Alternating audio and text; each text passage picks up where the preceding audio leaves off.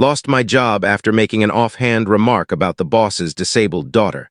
Despite being told my work had been strong, management decided I wasn't a fit. This happened on Friday. I spent the whole weekend drinking and trying not to think about the fact that I'll have to start job hunting again. Trying to explain why I was let go is going to be a nightmare. I'm typing this out to get my head straight because everything feels scrambled right now. I'd only been with the company about 3 months and was technically still in probation. My role was sales mixed with account management. Since I was the newcomer, I got assigned existing accounts. My responsibility was to keep the clients happy and, if possible, convince them to put more money into their advertising. The campaigns were already in place, and if a client wanted something brand new, that request would get passed to a senior manager who worked directly with the creative department. Eventually, I wanted to be in that position, but for now, my job was to prove myself by maintaining relationships and upselling. Everything was fine until last week's quarterly retreat. Because our office was the regional hub, employees from all the smaller branches came to us for the event. The owner of the company usually wasn't around. He'd been busy setting up a new office in another city, from what coworkers said. But he came for the retreat. With him was his daughter, Amy, not her real name. I'd been told she worked at one of the other offices, that I wouldn't interact with her much and that I should just be kind. That was obvious enough. I'm polite to everyone.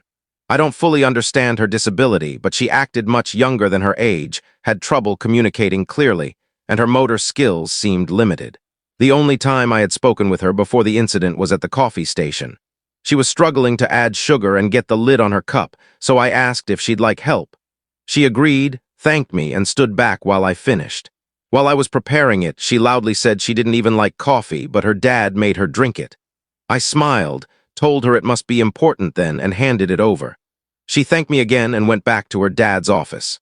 I walked away feeling like I'd done a nice deed. Most of the retreat was team-building stuff. Amy only joined one event before the incident, a puzzle race where each team had to assemble a picture without the box. She wasn't on my team, so I didn't interact with her then. The final activity of the day was the one everyone looked forward to most.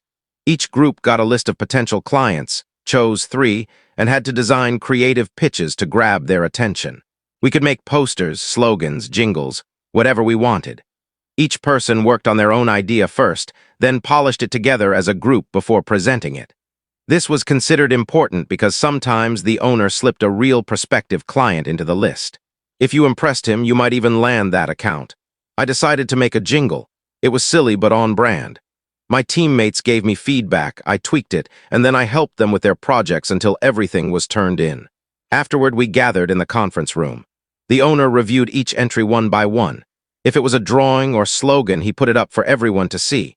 People gave feedback, sometimes praise, sometimes lighthearted teasing. Some were genuinely good, some were half-hearted. Senior account managers especially didn't put much effort in. Nobody seemed to get offended, everyone laughed off criticism. When my jingle played, I got a mix of positive and negative feedback. I smiled, took it in stride, and felt more confident about speaking up afterward.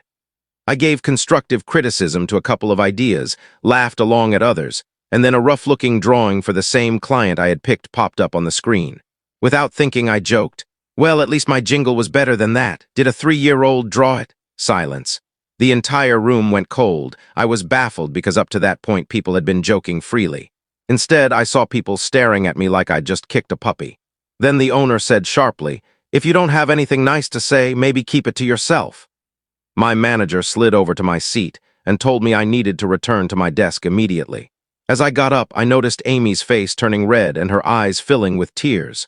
That was the end of the retreat for me. Back at my desk, I realized the drawing must have been Amy's. Nobody had mentioned whose entry was whose until after critiques, so I had no idea. I felt sick. As soon as it was over, I tried to apologize to my manager. He told me to wait in his office. Long story short, I was terminated. He said since I was still in my probationary period, they had decided I wasn't a fit. He didn't specifically say it was about Amy, but that was the only incident I'd ever been in trouble for. My work had always been praised, but security was already on their way. They escorted me to pack my things and walked me out. Later, one of my teammates called and asked if I wanted to grab a drink with the group. They felt bad I hadn't been warned. I went, partly to get some references lined up since I won't be getting one from management.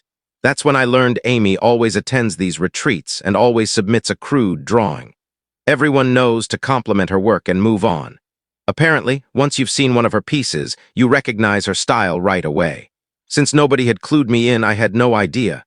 I felt angry that this was common knowledge and nobody had bothered to say anything, but it didn't matter.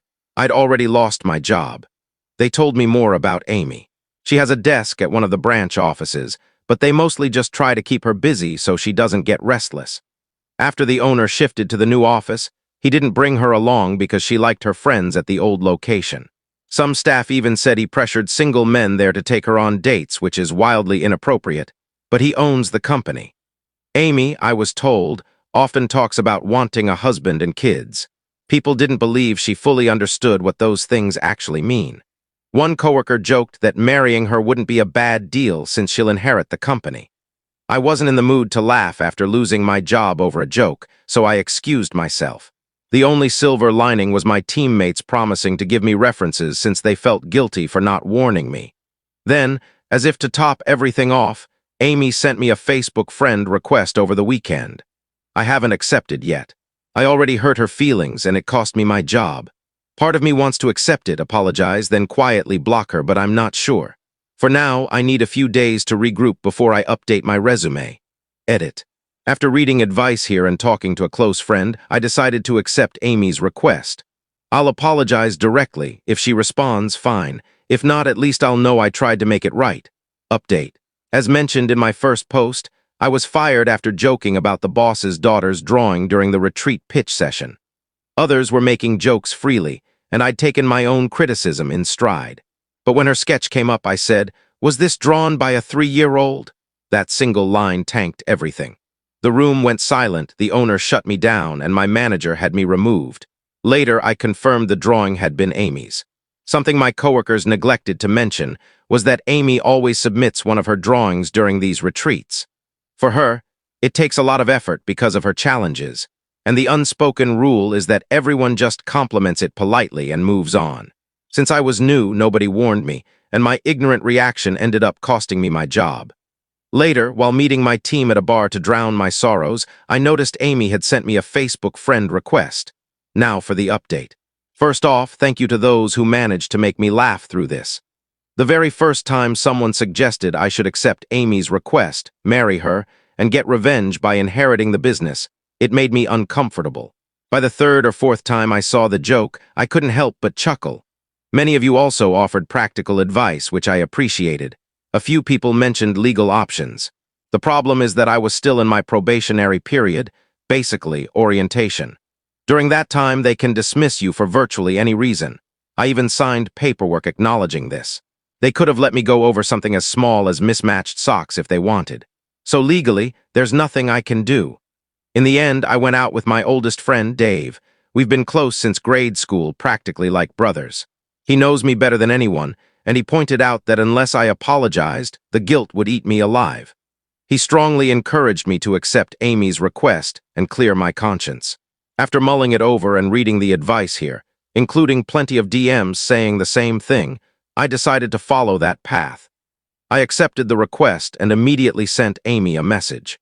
I told her I shouldn't have made that remark about anyone's work, that it was unprofessional, and that I was sorry.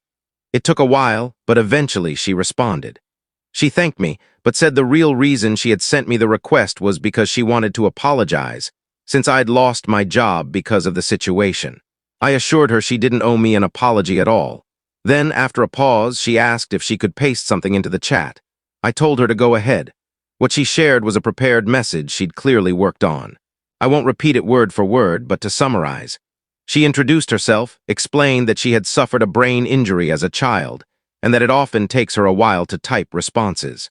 That was the main point, though she had written more. I told her it was absolutely fine and she could take as much time as she needed. After that, we ended up chatting until nearly 3 a.m. No, we didn't fall in love, we aren't dating, and I'm definitely not plotting to marry her for her father's company. But I do think we could be friends, not out of pity, but because she's genuinely kind, and people like that are worth having around. Most of our talk was about her life, and I just asked questions because she seemed comfortable opening up. Amy told me she was in a serious car accident when she was young. Her mother was killed in the crash, and Amy sustained the brain injury that left her with lasting difficulties. It affects her ability to move smoothly and to speak, so people often assume she has a severe intellectual disability. She was placed in special education classes, but worked hard, graduated high school, and even wanted to try college. Her father discouraged it. She admitted that one of her biggest struggles is communication. By the time she can get a thought into words, conversations have often already moved on. Typing helps, but face-to-face most people don't have the patience. Sometimes, when she's out in public, she pretends to be mute and uses a tablet just because it's simpler. We eventually came back to the retreat drawing. She said she hadn't been deeply offended by my comment because she figured I didn't know. What upset her was realizing what the fallout would be and not being able to explain or stop it. She told me she had tried to defend me to her father afterward, but he wouldn't listen. Amy knows some people only act kind to her because she's the owner's daughter, but she also has a few genuine friends at her branch office who understand her better. She said she gets frustrated because she can't make real contributions at work, but she appreciates when they give her small projects to keep her busy. Even if it takes her much longer than others, it's better than being idle all day. She's painfully aware that she's a burden in her father's eyes, even if she loves him unconditionally. She told me she wishes every day that she could be the kind of daughter he'd be proud of. She tries sending him emails and texts, but he rarely replies in writing. When they're in the same place, he just answers verbally, which limits her to short responses she struggles to get out. At one point, she also thanked me again for helping her with coffee. She said she used to hate when people helped, but over time, she's learned to appreciate it, because most people just stand aside awkwardly instead of lending a hand. By then, it was late, and since she takes a while to type, our conversation had stretched on for hours. Between the spelling errors and the way she communicates, I can see why people misjudge her. Even in my first post, I described her as having childlike traits, which was really my misunderstanding. When she forces her words or raises her voice, she can sound like an excited child, but it's simply her disability. We wrapped up our chat agreeing to talk again. She asked if I'd seen the first episode of House of the Dragon. I had, and she suggested we discuss it once she's watched it. I said I'd like that. So that's the update. No, I'm not plotting revenge by marrying her, but I do feel better after talking with her. I still don't know how I'll handle explaining the firing in future interviews, but some people suggested leaving a gap on my resume, and I may go with that. I doubt there will be more updates, but at least this one has a better ending than my first post. TLDR, I lost my job, but I may have gained a friend. Comment from Op. Someone linked me here, and I'm amazed at all the supportive responses. What I thought was just a throwaway vent post ended up being read by thousands. As many have advised, I've learned my lesson. Going forward, I'll keep my feedback positive no matter what. For one final small update, Amy and I chatted again last night. She loved House of the Dragon, and she even noticed details I missed. Now I want to rewatch it myself. I wasn't really focused the first time anyway, given everything going on. If you enjoyed this story, don't forget to leave a comment, hit subscribe, follow for more, and turn on the bell icon so you never miss the next one.